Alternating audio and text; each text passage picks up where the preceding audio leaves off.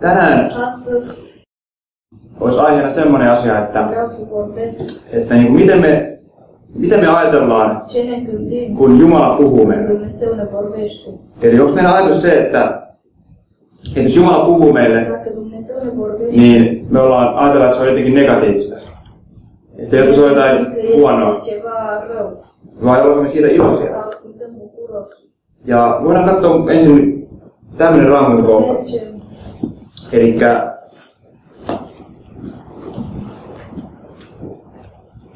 ensimmäinen, tai hetkinen, muistaakseni toinen Tessalonikalaiskirja.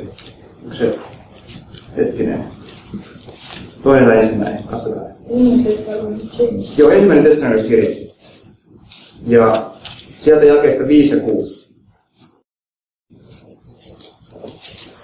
Että meidän evankeliumimme tuli teidän tykönne, ei ainoastaan sanana, vaan myös voimana ja pyhässä hengessä ja suurella varmuudella, niin kuin tiedätte, millaisia me olimme teidän keskuudessanne, teidän tähtenne. Ja teistä tuli meidän seuraajamme ja Herran, kun suuressa ahdingossa otitte sanan vastaan ilolla pyhässä hengessä.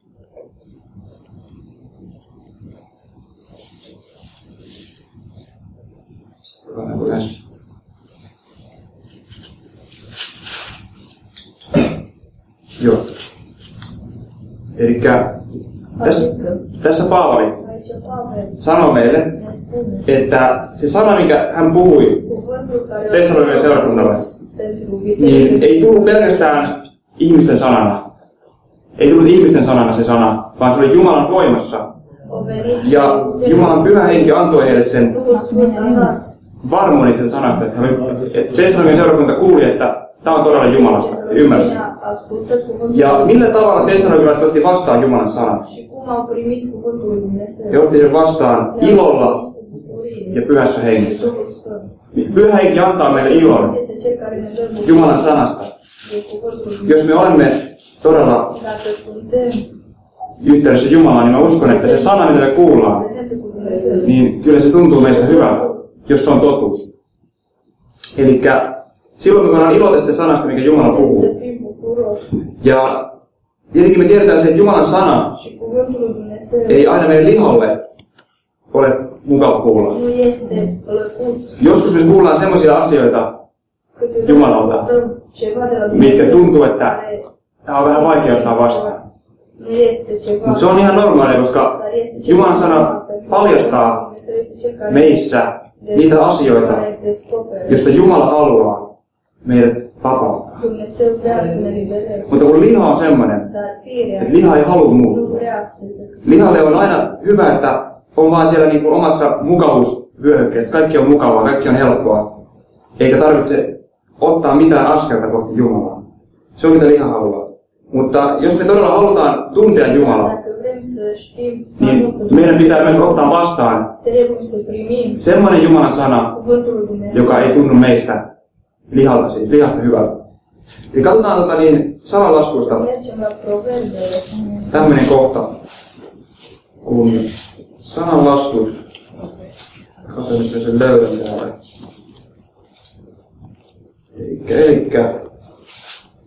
Niin sananlaskujen kirjassa meillä paljon on tämmöisiä hengellisiä opetuksia, vaikka tämä on semmoinen kirja, missä on paljon niin tämmöisiä ihan normaalin elämän asioita. Elikkä katsotaan nyt ensin siitä, että mitä. Tiedättekö sen, että kun Raamatussa puhutaan hunajasta, niin hunaja tarkoittaa Jumalan sanaa. Ja tämä sananlaskun kohta 27 ja jae 7 sieltä, niin puhuu tästä asiasta. Eli Jumalan sana on niin kuin hunajaa. Ja me tiedetään kaikki, mitä hunaja maistuu. Proverbios. Kaikki siete. Hunaja on meille makeaa ja suuri osa meistä varmasti tykkää siitä. Ja luku 27 ja 7 sanoo näin. Kylläinen polkee hunajaakin, nälkäiselle on kaikki karvaskin makeata. Elikkä tämä kohta, mitä se tarkoittaa meille? Semmoinen ihminen, joka on kylläinen, jolla on maha täynnä ikään kuin hengissä. Hänellä ei ole nälkä enää, hän ei tarvitse mitään. Ja jos hänelle tarjoaa jotakin sellaista, mikä olisi kuinka hyvää ruokaa, niin hän ei halua syödä sitä. Eli jos vaikka sinä tulet tänne seurakuntaan ja sinulla on maha ihan täynnä, olet syönyt just ennen kuin tulet tänne, ja sitten meillä laitetaan täällä isot täyteen ruokaa ja kaikenlaista herkkua ja pullaa ja kaikkea, niin mä luulen, että siinä vaiheessa et halua syödä yhtään mitään, jos et sinä pysty syödä, koska sinä olette täynnä. Mutta jos tänne tulee ihminen, joka on oikeasti nälkäinen, niin hänelle tarjoaa vaikka yhden keksin, niin hän syö sen sitten. Niin hän kyllä varmasti haluaa ottaa mitä vaan vastaan. Ihan pienenkin, tai joku semmoinen ruoka, mikä ei maistu niin hyvälle. Niin ihminen, joka on nälkäinen, haluaa kyllä syödä sen. Täällä tämä kohta tarkoittaa meille henkilöisesti sitä, että semmoinen ihminen, joka on täynnä tätä maailmaa, maailman iloja, maailman nautintoja, maailman viihdettä ja elokuvia, musiikkia, kaikkea mikä tämä maailma on niin kuin tälle ihmiselle syöttänyt. Niin silloin semmoinen ihminen ei enää janoa hengellisiä asioita. Ei hänellä ole jano enää. Hän ajattelee, että minulla on jo tarpeeksi. Miksi minä tulisin seurakuntaan, kun minä voin mieluummin katsoa televisiota kotona? Miksi minä tulen seurakuntaan, kun mä voin mennä juhlimaan kavereiden kanssa? Minkä takia? Ei siinä ole mitään, ei se anna minulle mitään, he sanovat monesti. He lukee Raamattua, mutta heille se Raamattu ei tunnu puhuttelevan yhtään mitään. Eli tässä puhutaan siitä, että jos meillä on sitten taas toisaalta nälkä, eli toisin sanoen, jos meillä on nälkä Jumalan puoleen, jos me ajatellaan, että mä haluan tuntea Jumalan enemmän, mä haluan kuulla Jumalan äänen, mä haluan vahvistua, mä haluan vapautua, mä haluan elää hänelle, mä haluan, että mä voisin paremmin palvella häntä. Niin silloin meillä on se nälkä, että me oikein tultaisiin seurakuntaan ja siellä joku puhuu sanaa, joka sattuu meidän sydämeen. Se tuntuu kovalta, se tuntuu vaikealta ottaa vastaan meidän lihalle. Ja mä uskon, että semmoinen ihminen, joka janoaa Jumalaa, niin hänelle myöskin se sana, joka on vähän niin kuin kitkerää, katkeraa. Niin kuin se katkeran kuuloinen sana voi olla myöskin niin kuin makea hänelle. Eli semmoinen sana, mikä on kova, vahvaa sanaa, niin hän voi ottaa se kuitenkin ilolla vastaan, koska se tulee Jumalalta. Eli sitä meidän pitäisi kaikkien olla nälkäisiä Jumalan puoleen. Ja sen takia niin kuin Raamatussa, kun oli tämä Hesekielin kirjassa voidaan katsoa esimerkki siitä, miten Hesekiel, joka oli Jumalan profeetta, kun hän sai kuulla Jumalan sanan, niin mitä hän siihen reagoi? Nimittäin Jumala puhuu Hesekielin kautta paljon aika kovia juttuja, paljon varoituksia, Hesekielin kautta paljasti monia Juudassa ja Israelissa olevia syntejä. Ja tässä sanotaan näin, Hesekielin kirja ja luvun 3 ja jae 3. Ja hän sanoi, eli tässä hänelle sitten annetaan tämmöinen, kaikki nämä Jumalan profetiat annettiin Hesekielille tässä tilanteessa. Kaikki ne varoitukset, kaikki ne tuomiosanat, kaikki ne jutut, mitä hänen piti puhua. Jae 3 sanoi näin. Ja hän sanoi minulle, ihmislapsi, ravitse vatsasi ja täytä sisälmyksesi tällä kirjakäärällä, jonka minä sinulle annan. Niin minä söin, ja se oli minun suussani makea kuin hunaja. Eli Jumalan sana on meille, jos meidän sydän on oikea Jumalan edessä, niin se on hunaja. Me nautitaan sitä. Me halutaan lisää. Me halutaan aina enemmän vaan sitä. Ja me tunnetaan, että se ravitsee meidät, se saa meidät täyteen, se saa meidät kylläisiksi hengellisesti. Ja me ei voida löytää sitä samanlaista tunnetta mistään muusta asiasta kuin Jumalasta. Se on mitä Jumala haluaa meille. Ja sen takia on tosi tärkeää muistaa, että aina meille tuli se jano Jumalan puolelle. Jos me menetetään se jano, jos meillä ei ole enää nälkää ja janoa Jumalaa kohtaan, niin silloin me helposti langetaan.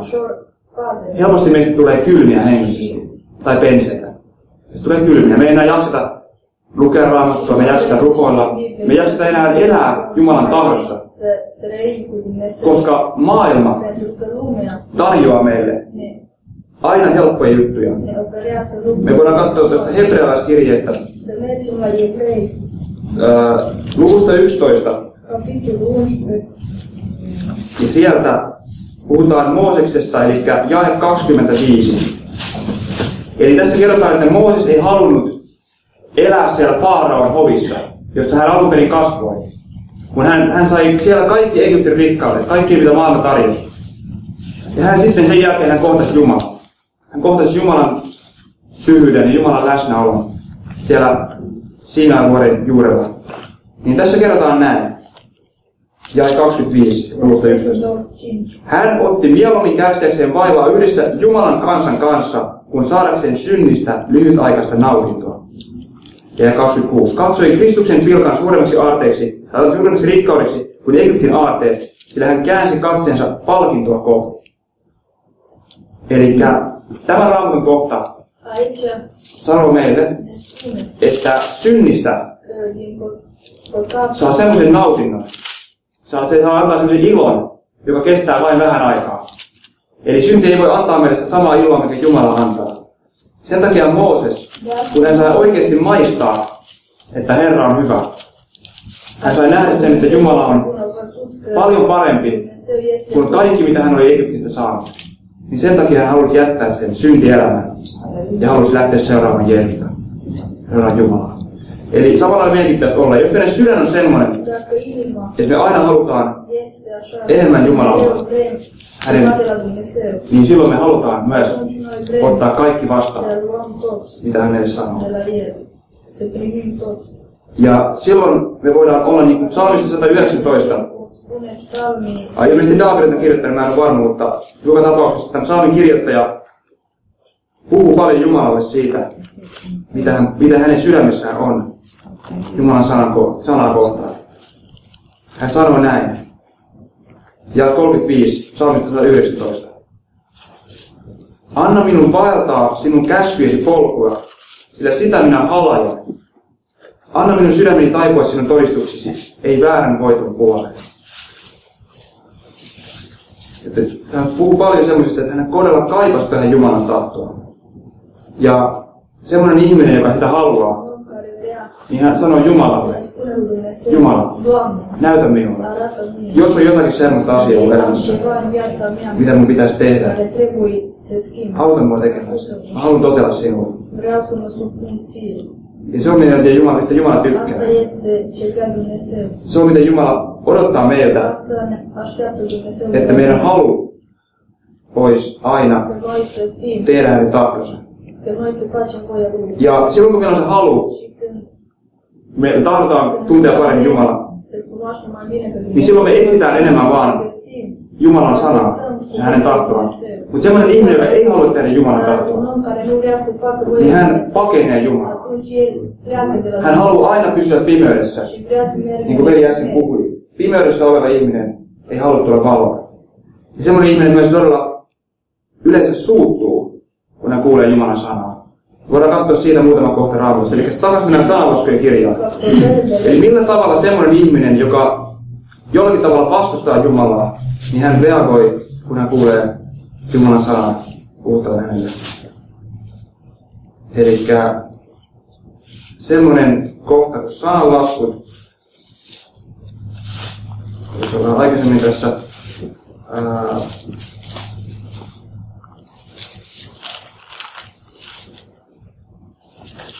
joka tapauksessa, mä en nyt katso, jos mä löytän sen kohdan, mutta se sanoo näin, että pilkkaaja ei pidä siitä, että hänen nuhdellaan, ja viisasten luokse hän ei mene.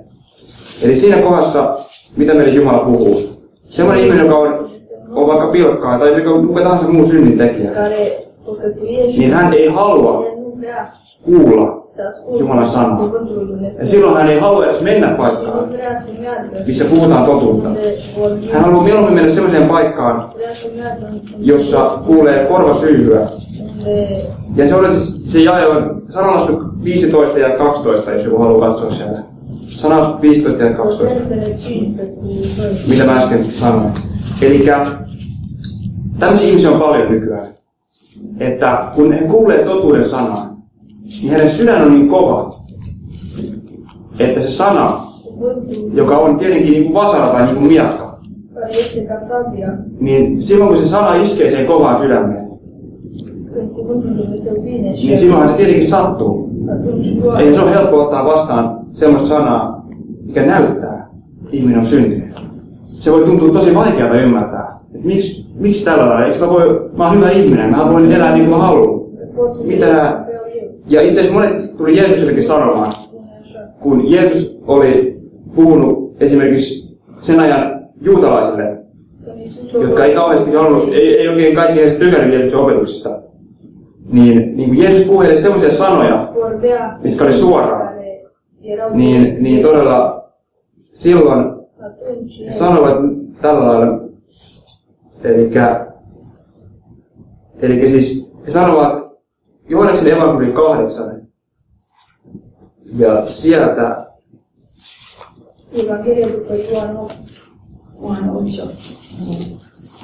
jae 53. Oletko sinä suurin kuin isämme Abraham, joka on kuollut, ja profeetat ovat kuolleet? Keneksi sinä itsesi teet? Oletteko koskaan huomanneet, että kun me ollaan puhumassa vaikka maailman ihmisille tuolla kadulla, jotka ei vielä tunne Jeesusta, ja kun heille sanoo ihan suoraan, että näin Raamattu sanoo, niin he sanoo, että kuka sinä olet nuhtelemaan minua, että kyllä minä nyt olen ihan hyvä ihminen, että ei mua tarvitse neuvoa, että pidä tämä asia ihan itsellesi ja anna mun olla rauhassa. Monet sanoo näin. Ja he ajattelevat, että jos sinä puhut heille totuuden, niin sinä olet ylpeä. Mutta totuus on se, että se ihminen, joka on Jumalan sanaa vastaan, se on ylpeä. Ja heidän oma ylpeys estää heitä ottamasta vastaan Jumalan sanaa. Eli semmoinen ihminen, joka on ylpeä, hän ei halua kuulla Jumalan sanaa. Ja sen takia nämä juutalaiset lopulta, kun Jeesus sanoi heille, että ennen kuin Abraham oli, minä olen, hän sanoi lopuksi, niin he oli valmiita kivittämään Jeesuksen. Mä en tiedä, onko kukaan ikinä yrittänyt sinua kivittää, mutta ainakin monesti on ollut tilanteita, missä on aika lähellä ollut se, että joku on ollut todella vihainen tuolla kadulla. Mutta se on todella semmoinen asia, mikä, jos se sana, mitä me puhutaan, on semmoinen sana, mikä aiheuttaa ihmisissä reaktion, joka saa ihmiset reagoimaan, niin se on silloin hyvä sana, koska silloin jos ihmiset vaikka suuttuu siitä sanasta, kun se on ollut Jumalan hengen antamaa, niin silloin se on hyvä merkki, koska toiset ottaa sen vastaan ja toiset suuttuu siihen. Niin se on aina ollut. Mutta katsotaan toinen esimerkki siitä, miten joku ihminen voi suuttua Jumalan sanaan tuolta toisesta aikakirjasta. Sieltä luvusta 16. Se kun oli Kronikas. En nyt tätä koko tarinaa kerro, mutta tässä on sellainen tilanne kuin Juudan kuningas Aasa. Kuningas Aasa, joka aluksi oli hyvä Jumalan palvelija. Sitten kesti vähän aikaa. Ja hän alkoi tekemään niin kuin sopimusta maailman kanssa. Hän alkoi ottaa maailmalta apua hänen tilanteeseen. Ja hän teki niin kuin tavallaan kompromissin siinä hänen vaelluksessaan. Ja sitten Jumalan profeetta tuli hänen luokseen. Luvussa 16. Ja hän sanoi tällä lailla, jakeessa 9, sanoi Aasalle näin. Sillä Herran silmät tarkkuvat kaikkia maata, että hän voimakkaasti auttaisi niitä, jotka ovat ehyellä sydämellä antautuneet hänelle. Tässä sinä teet tyhmästi, sillä tästä lähtien on sinulla yhä oleva sotia.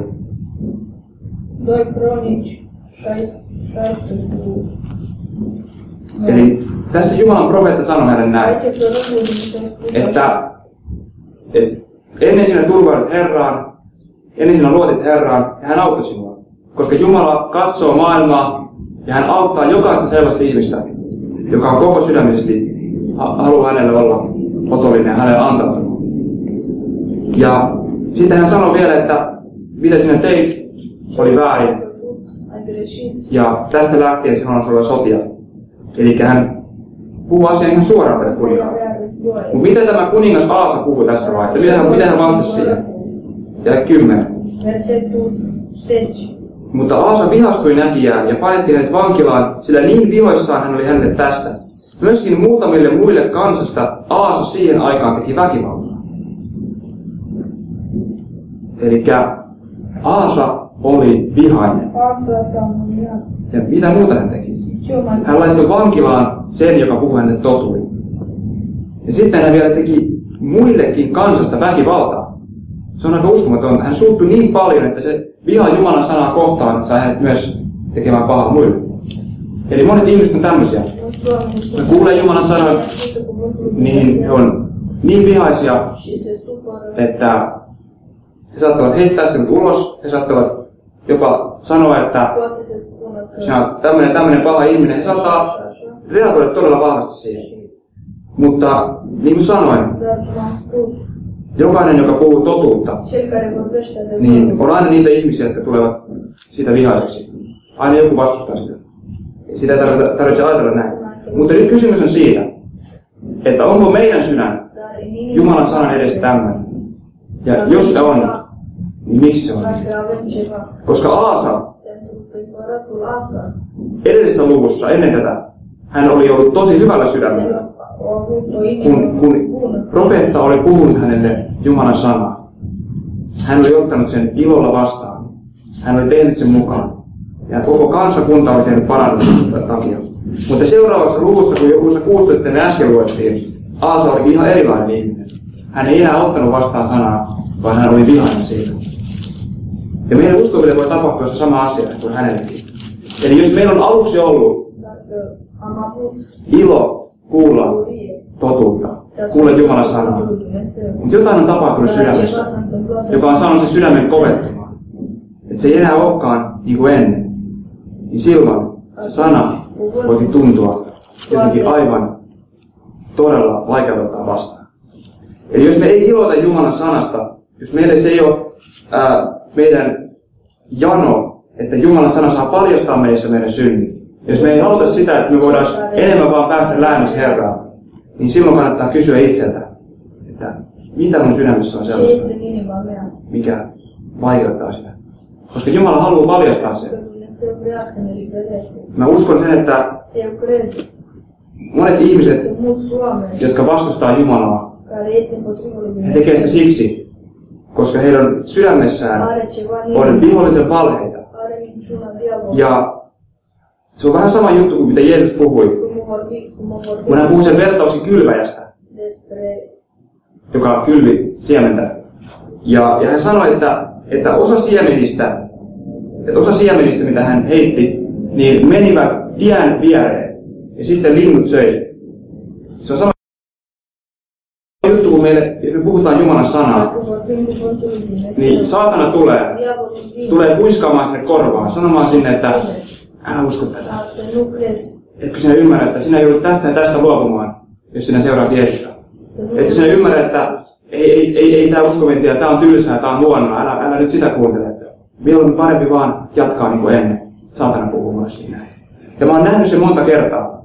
Mä oon nähnyt sen esimerkiksi sellaisissa tilanteissa, kun on evankelijoissa. Kun on ollut joku ihmisen kanssa keskustellut, niin esimerkkinä mä muistan sen, kun oli semmoinen ihminen, joka oli näissä kaikenlaisissa metallijutuissa, heavy-jutuissa mukana. Ja todella syvä, niin kuin saatanan musiikkia kuultiin ihan oikeasti. Todella hän oli pukeutunutkin niin. Ja on vieläkin.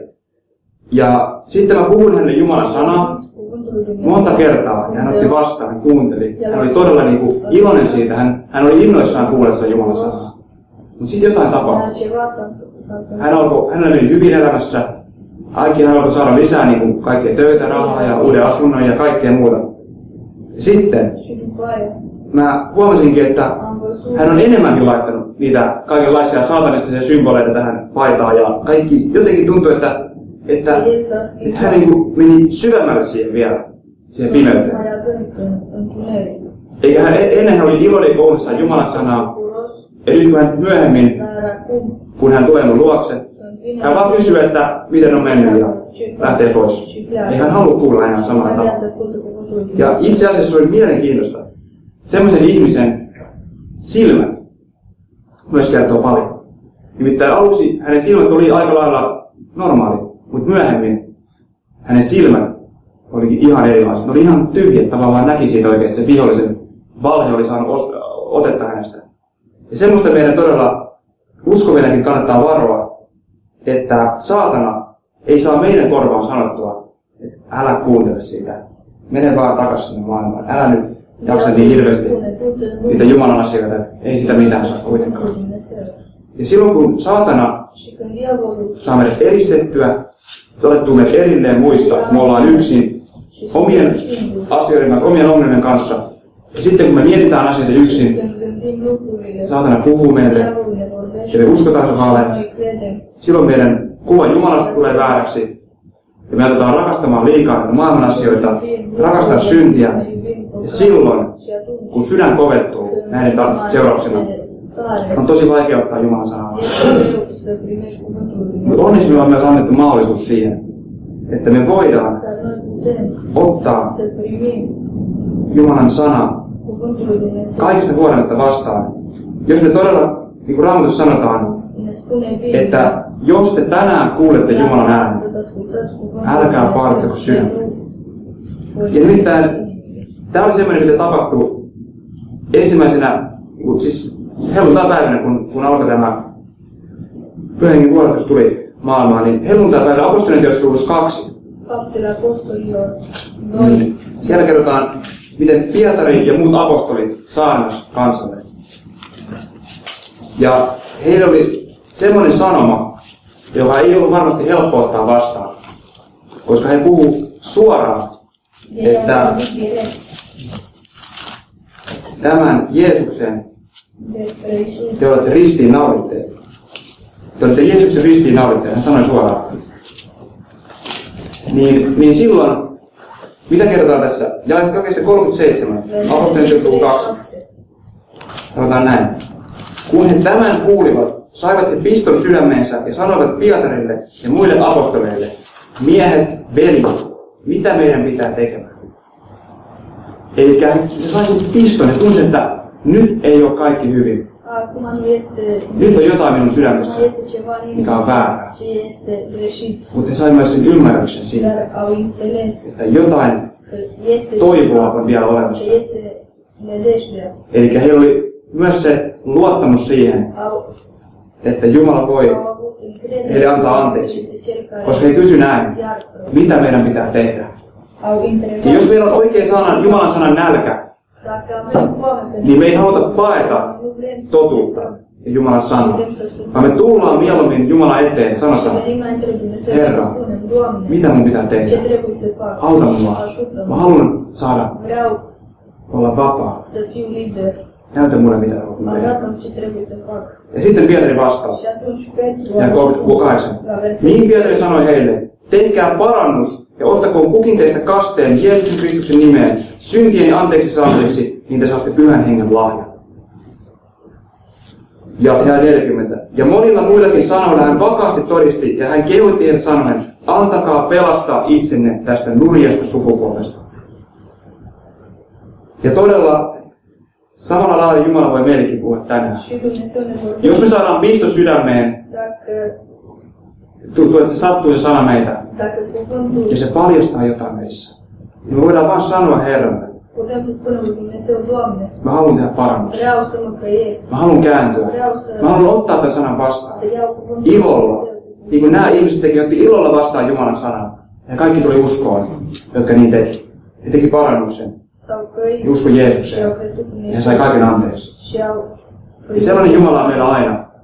Että semmoinen ihminen, joka hänen edessään nöyrtyy, joka ottaa sen sanan vastaan, joka ei ole sitä vastaan, joka ei halua sanoa Jumalalle, että ei ole mulle tämä sana, vaan en mä halua kuunnella. Vaan semmoinen ihminen, joka sanoo vaan, että Jumala, se on totta, mä oon syntinen, mä oon tehnyt väärin. Mutta mä uskon myös, että sinä olet armollinen. Anna mulle anteeksi. Sellaista kohtaa Jumala on armollinen. Ja hän ei jätä sellaista syntistä sinne samaan synnin rapakkoon, vaan hän nostaa sieltä aina. Kysymys on siitä, haluammeko me sitä? Ihminen, joka sanoo, en halua, Jumala ei pakota. Mutta jos ihminen sanoo, että vaikka tämä tuntuu musta vaikealta, vaikka tämä sana on mulle niin vaikea ottaa vastaan, että mä en haluaisi sitä ottaa, mutta silti Jumala, koska se tulee sinulta, mä haluan hyväksyä sen. Anna mulle voima siihen. Anna mulle voima toteuttaa kaikki, mitä sinä haluat minun tekemään. Ja silloin tulee Jumalan armo.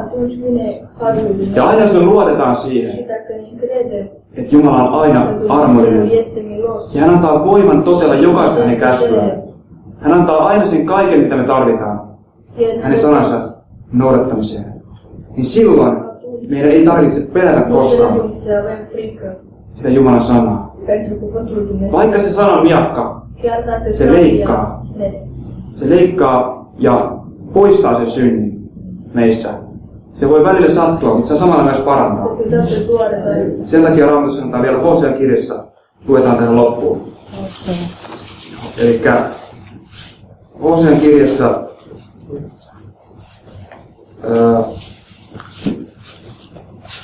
muistaakseni mä luulen, että se saattaakin olla itse asiassa parempi varmaan Jobin kirjasta luetaan. Se ajatus on monessa kohdassa Raamatussa, mutta luetaan nyt Jobin kirjasta. Elikkä Jobin kirja, luku 5 ja 18. Tai sieltä 17 ja 18, luetaan sieltä molemmat.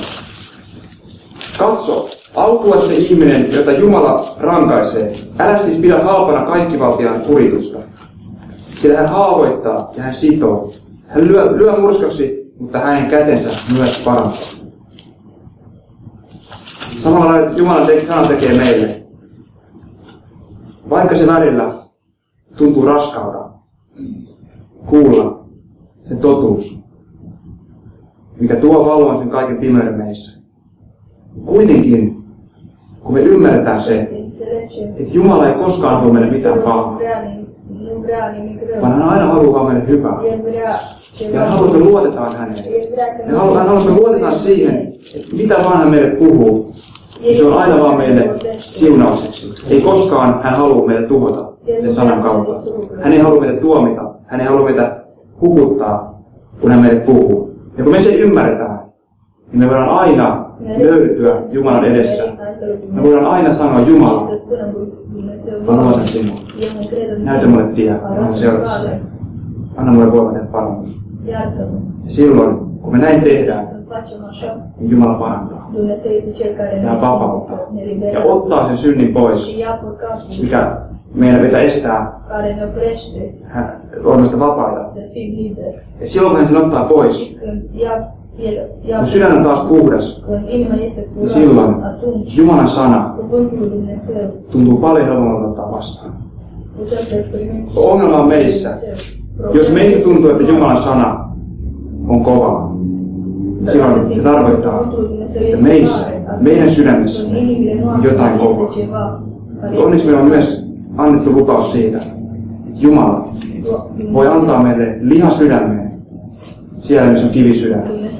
Ja jos meillä tänään on kivisydän, jos me tunnetaan, että Jumalan sana ei maistu meille, jos se tuntuu meistä vaikealta sulattaa, vaikealta ottaa vastaan, me voidaan pyytää Jumalaa sitä, että hän antaisi meille uuden sydämen.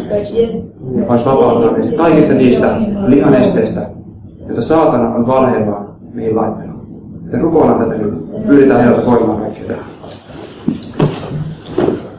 Kiitos Herra Jeesus tästä päivästä, Herra Jumala, ja me rukoillaan sitä, Herra, että sinä tunnet meidän kaikkien sydämet, Herra. Sinä tiedät meidän heikot kohdat, Herra, meidän ongelmat, Herra Jumala, ja ne asiat, mistä meidän oma tahto, meidän oma mieli, meidän lihamme haluaa pitää kiinni vielä, Herra Jumala.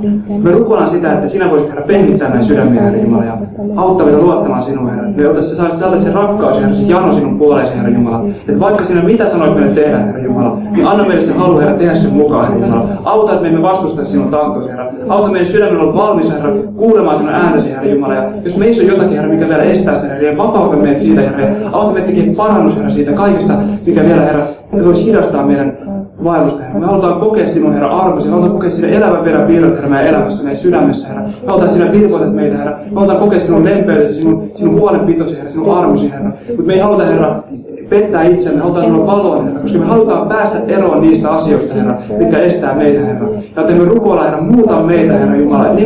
Mikä kaikki, mikä on meille kompastuksiksi, mikä voisi meitä, Herra, tänäkin päivänä, Herra, saada takaisin sinne vanhaan, tai mitä vihollinen voisi käyttää valehdellakseen meille, Herra, meissä, niin auta meitä, Herra Jeesus, että me voitaisiin saada se rohkeus, Herra, tänä päivänä, Herra, jättää se asia sinulle, tehdä parannus, Herra, ja luottaa siihen, että sinä annat voiman, sinä puhdistat, Herra, sinä annat anteeksi, Jeesus. Kiitos, Herra, että sinä et ole meitä omaa voimaa vaadi, Herra, vaan luvannut, Herra, joka päivä olla meidän vierellä ja vahvistaa meitä, voidaan seurata sinun tahtosi, Jeesus. pehmitä meitä ja anna meille todella halu, Herra, kuulla sinua ja jano, Herra. Älä anna sen janon sammua, Herra, vaan kasvata sitä meissä yhä, Herra. Ja anna myös voima siihen, että jos joku asia, Herra, meitä vetää enemmän kuin sinä, Herra, auta meitä myös se asia sinulle jättämään, Jeesus. Kiitos kaikesta. Siunaa meitä ja vapauta meidät kaikesta. Jeesuksen Kristuksen nimessä. Kiitos ja kunnia Jumala sinulle. Jeesuksen Kristuksen. Amen.